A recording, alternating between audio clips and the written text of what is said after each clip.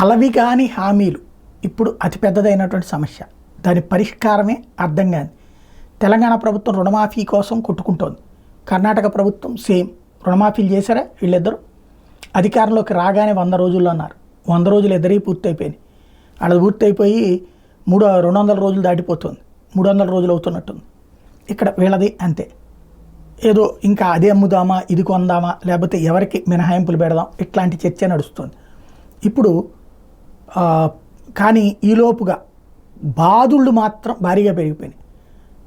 ఇప్పటిదాకా భారతదేశం మొత్తం మీద అత్యధికంగా పెట్రోల్ ధరలు ఆంధ్రప్రదేశ్ అయితే ఇప్పుడు ఆ రికార్డుని కర్ణాటక దాటేసింది. వాస్తవంగా హర్యానాలో పెట్రోల్ 94 రూపాయలు, ఉత్తరప్రదేశ్లో పెట్రోల్ 95, గుజరాత్లో 94, తెలంగాణలో 107, కర్ణాటకలో ఇప్పటిదాకా 102. ఇప్పుడు మరొకసారి 3 రూపాయలు పెంచడం.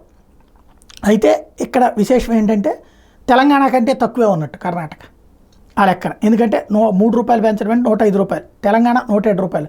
దాంతో పోల్చుకుంటే ఆంధ్ర ఇంకా ఎక్కువే ఉంది. అయితే 108 రూపాయలు ఉన్నట్టుంది ఇక్కడ. ఓవరాల్గా అయితే ఒకళ్ళకొకళ్ళు రికార్డు రేట్లలో పెట్రోల్ విషయంలో మాత్రం కొనసాగుతున్నాయి.